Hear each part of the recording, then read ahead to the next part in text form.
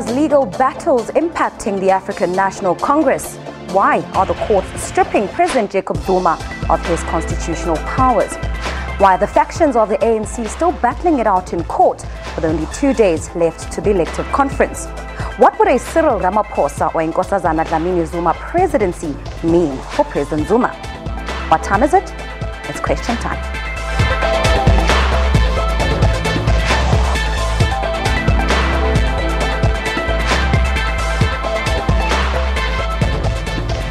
Hello and welcome to the show. My name is Mpho. We're standing in for Mpho Tsedu. Now, with only 48 hours left for President Jacob Zuma as the leader of the African National Congress, the North Gauteng High Court has made 2 significant judgments against him. On Friday, Gauteng Judge President Dunstan Mlambo nullified the appointment of the head of the National Prosecuting Authority, Shaun Abrahams. The judge also ruled that Deputy President Cyril Ramaphosa and not President Jacob Zuma appoint Abrahams' successor. President Zuma has meanwhile appealed the ruling. Yesterday, the same court ordered the president to establish a commission of inquiry into state capture within 30 days. It ruled that a judge heading the inquiry must be selected by Chief Justice Mogoeng Mogoeng. Tonight, Question Time discusses the president's constitutional powers, and we also take a look at what the presidency of the 2 leading candidates would mean for the ANC and the country. We're live, therefore you can call us and air your views on the following numbers: 089 110 4210. Our international number is 089 110 4210. Or you can simply tweet us your comments. Our Twitter handle is @QuestionTime24. Well, our guests are Professor Mpho, political analyst, and he is joining us from our Hatfield studio. On the line, we have Advocate Ulrich Roux, legal expert.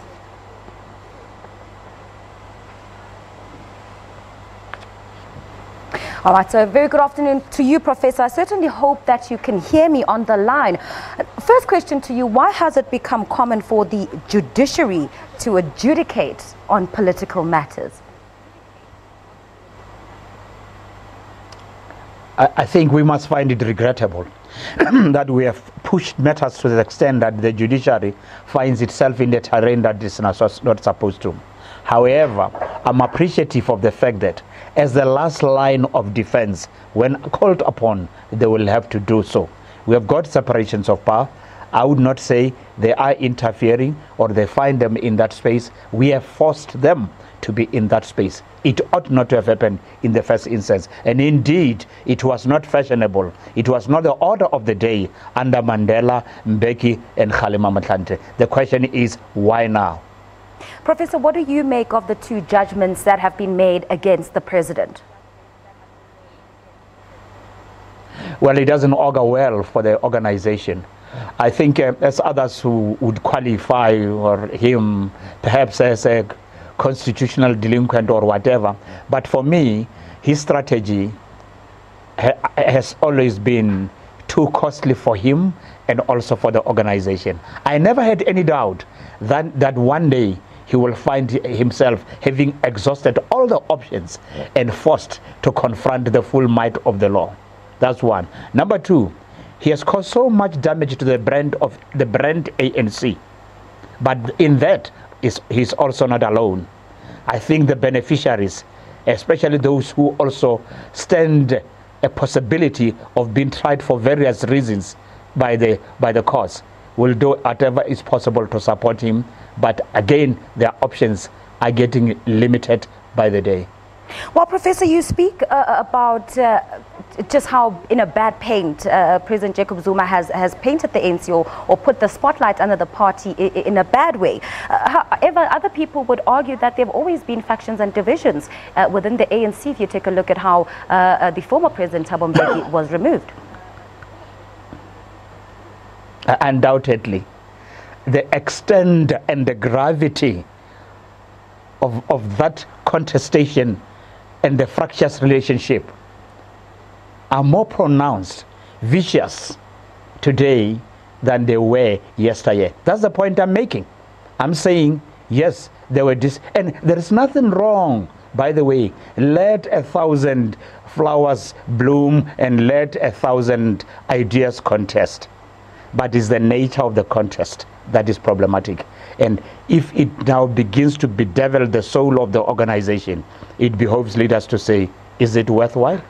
We might find ourselves fighting amongst ourselves without an organization at all. Professor, we'll come back to you, but on the line we are joined by Advocate Ulrich Roo. A very good afternoon to you and welcome to Question Time this afternoon. Now, would you say that there's an element of truth in those that are accusing the courts of judicial overreach? Hi, good afternoon. There's always going to be those arguments, but I agree with what the professor has said. Our court has clearly taken a stance and declared themselves as the last line of defense. When the president and the leadership of this country is not acting in the best interest of society and especially in accordance with what they are constitutionally mandated to do. You know, we are sitting with a situation here where the president of the country, in 2 judgments within a few days, has been instructed that he cannot exercise his judicial rights because of the fact that he is conflicted in both these instances. The one being that he cannot be involved in the appointment of the new head of the NPA because of the fact that he is currently facing charges or could soon be facing charges of fraud, corruption and racketeering. And secondly, that he cannot be the person who appoints the head of a judicial inquiry into state capture where he is at the center of that entire inquiry. So I think it is telling not on the judiciary, but more on the leadership of this country. And I think that the comments made that it is judicial overreach is an attempt to take the focus off the president and how he's not acting according to the Constitution and in the best interest of society. Advocate, from a legal standpoint, do you think that the president is now cornered? And can you give us some legal insight into possible action for him going forward? What may his next steps be? Well, pertaining to the judgment yesterday, in terms of the state capture report, he is free to lodge an application for leave to appeal. I do not think that he will be successful whatsoever. If you listen to the judgment handed down by Judge Dunstan Mlambo, there's no way that he's going to grant him leave to appeal, in which case he will have to petition the Supreme Court of Appeal in Bloemfontein. And I have read the judgment, and I think that it is a sound judgment and that it encompasses all of the aspects pertaining to the so-called state capture report. In terms of the setting aside of the appointment of Shaun Abrahams as the head of the NPA, I think he has already lodged his application for leave to appeal. I do not foresee him being granted that leave to appeal, but once again, then he is free to approach the Supreme Court of Appeal in Bloemfontein in order to try and have that order set aside. You know, but I think we must look at the track record of the president, and that is that he has always, and he will continue to try and delay matters and to try and delay, in my view, the inevitable and kick the can down the road. You know, he can be seen as a vexatious litigant, and you know, at the end of the day, it amounts to a waste of time and a waste of taxpayers' money. And I think that the order granted yesterday, where the court said that he must pay the legal costs of the opposing parties out of his own pocket, is a telltale sign of that. You know, the courts are no longer going to entertain vexatious and frivolous and reckless applications, as this one application of his was described. And that's the only way that a person will learn not to do that, is if he has to pay legal costs out of his own pocket. You know, the initial reports is that it will be in the region of between 4 and 6 million rand, and certainly that would deter any or make any person think twice before lodging an application which has no chance of success. Advocate, let me just pause you there. Please stay on the line with us. We will continue the discussion. However, we do have a caller who might have a question or comment. Kenny, you're calling from Cape Town. A very good afternoon. Welcome to Question Time. Yes, good afternoon, ma'am. I think in these cases of the president, there is nothing which is called judicial overreach, because the president himself, if the ANC as an institution, as an organization, had acted whenever there was perception and whenever there was a conflict of interest between the president's son and the Guptas and all that, I think they should have taken a decision a long way back before the court have even intervened.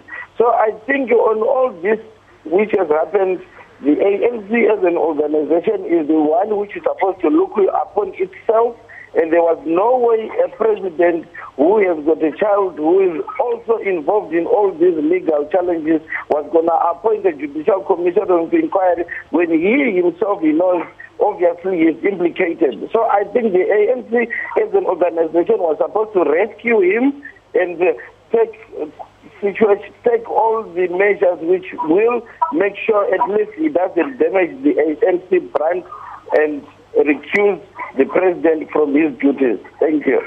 Kenny from Cape Town, thank you very much for your call. Professor Kenny, our caller, speaking to something that is quite important and has been asked over and over again, just in terms of the decisiveness of the ANC. The ANC as a party failing to take action where action needed to be taken. The president's term as party president ends at the conference in a few days' time.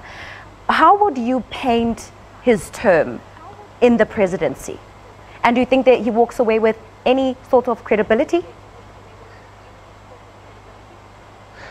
No, far from it, and regrettably, far from it. Look, he ought not to have been there in the first instance. There was a dark cloud hovering upon his head in terms of legal challenges. His probity, his moral integrity was seriously dented and indeed in question prior to him assuming office. He had a fairly checkered background.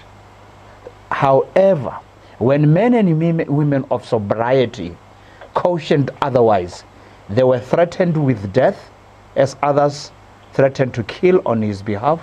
They were threatened with a possible tsunami or tsunamis, and indeed those who did that then came back to apologize, to regret the actions they took, because now they considered that he ought not to have been there in the first instance.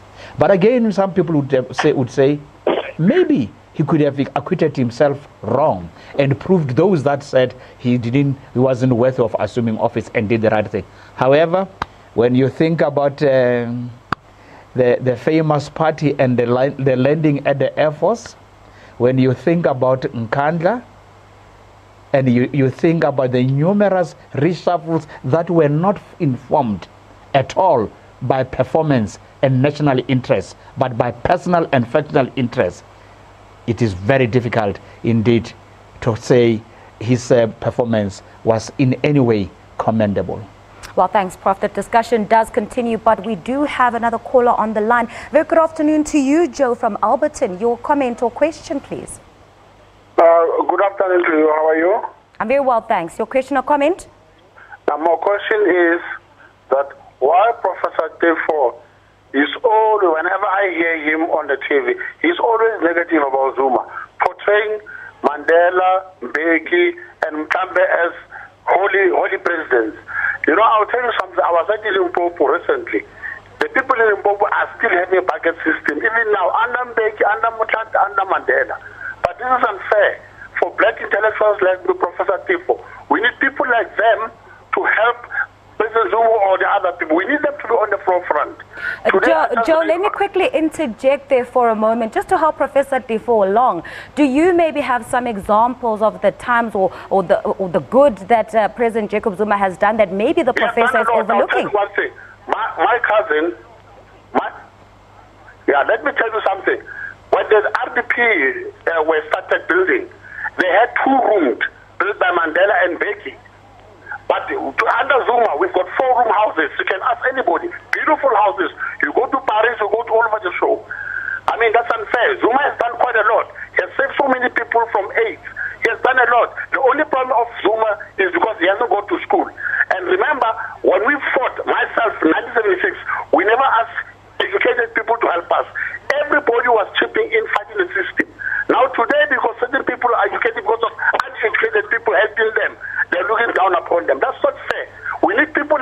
like Professor Tifo, to help the black intellectuals, to help the up-and-coming black people with their knowledge, to help us, not to criticize us. Right now, I read in a paper now that in Unisa, where he is, there is a racial tension between black and white. What are they doing? I mean, please, I like you are an intellectual, but please stop condemning Zuma. Come up with solutions, come up with intellectualism, please. All right, Kenny, thank you very, very much for your passionate contribution there. Professor, we'll come to you, but I did ask, yes. Professor, I did ask our caller, Joe, from ALBERTON right now to give us an example or two of good leadership or good deeds that the president has done. And he's speaking on the issue of RDP houses. Other people might argue that under President Jacob Zuma, yes, we may have seen RDP houses with more rooms in them, but there have also been perhaps cases of RDP houses not lasting very long. Just your response to our caller. Look, I'm one of those who would say they've done fairly well in the first 15 years. Even Jacob Zuma in the first term, he did reasonably well. Things got bad in the second term. But I think I cannot let that fellow go without at least challenging him. He must go and look at the TV clips and my publications. I'm one of those who defended Jacob Zuma in speech and in writing. On one principle only. He was supposed to be the president as per the tradition of the African National Congress. Attempts were made in POLOKWANE to make sure that he mustn't assume office. State resources and institutions were used against him. And I defended the man. And it is there on record. But when he doesn't perform well, consistency is the hallmark of an honest intellectual. I will speak truth to power, and I'll commend him when he does well. And if he doesn't do well, he deserves at least what is due to him. All right, Professor. Good afternoon, Bongani in POLOKWANE. Thank you for calling in. Your comment or question, please. Oh, thanks for having me on your show. Actually, I'm not a usual caller, but I'm a usual... not a problem. You're welcome on question time. Go ahead. Every day viewer, but now the last caller there is the one that makes me to make a call. The people that speak like him, they are showing that they are information that they have about the current situation in South Africa. Even the current topic that we are having here, we are talking about the problem that Jacob Zuma is having now, and then has brought this country to this situation. But my point is now, the South Africans must remember that what Matabile Zanin once said, that everyone in the NEC have got a small skeleton here. That is the reason why they couldn't remove Jacob Zuma, because all these people who are on the side of Jacob Zuma are the people that are having a skeleton in Ghana. And then those who are not other section, as these are people who are clean people, the people that can put the ANC back to its position that it was. Thank you very much. Bye-bye. Thank you very much, Bongane. Professor Roo, if you are still on the line with us, I'd like to quickly go back to just some of the litigation issues surrounding President Jacob Zuma. Is it, or, I mean, help us understand the legalities around removing the powers of a sitting president. What does that actually mean? And how does that limit President Jacob Zuma? And quite frankly, is it constitutional? Look, the president's rights are not absolute, are not unplummeted. What does it say? Effectively, each right is limited by another right. The Constitution provides for a deputy president, precisely because where there are circumstances that warrant the president not to execute his duties, the deputy president must step in. I don't think it needs a rocket science to understand that one cannot be a player and a referee at the same time. I mean, even in traditional court systems right now, where there are still some men and women who cannot read nor write, but they still know you cannot be a judge in your own cause. The two judgments are not complicated, by the way. Very simple and straightforward. They're saying, Mr. President, it is your absolute right to appoint. It is your right. but it's not an absolute right. When you are conflicted, when you are implicated in the matter, then you cannot in any way be seen to be an objective person. Could you, in the interest of justice, which justice must be seen to be done, step aside and let your deputy appoint the people and let your process be allowed to run its course? It may be in your favor, it may be against you. This is really what is at the heart of the two cases. And I don't know why it ought to have taken us to a point where we ended up in court with such serious indictment on the integrity of the president. It is unfortunate. Even his defenders, at one point they know for a fact that indeed he has failed them. Certain things ought not to have happened the way they happened, including the fact that when he was deputy president, he was supposed to be president. Men and women rallied around and defended the right for him to step in. Now it is the same president, right, who's saying you were wrong to let me get in because there is no ANC tradition. All right, Professor, I have only 2 minutes remaining of the show, so I'll cut you off there. We do have another caller, Vusi from Durban. A very good afternoon to you. What's your comment or question? Sis, I want to share the same sentiment as Joe. Professor is always anti-ANC, anti-government, anti-Zuma. That is known. So we don't need such people in our country because, as Joe said, there's a racial situation, but we don't see Professor pronouncing himself about the training in this. Come to Durban, you can see the roads there. You can see the schools that have been built. You can see that there are no free schools and there's a feeding scheme. If you say there's nothing that's well done, I'm very, very, very hurt about that. Thank you, ma'am. All right, Vusi, thank you for your contribution. Well, that was question time for today. A big thank you to my guest this afternoon. Of course, I'm referring to Professor Lisiba Defo, who came to us live from our Hatfield studios in Pretoria. And of course, Advocate Yuri Roo, who is a legal expert for today, who gave us his take on the current ongoing debacle that we are seeing with the judgments having been made against President Jacob Zuma. Big thank you for joining us this afternoon. Be back again tomorrow when hopefully Mpho Tsedu will be back. Otherwise, have yourself a great evening.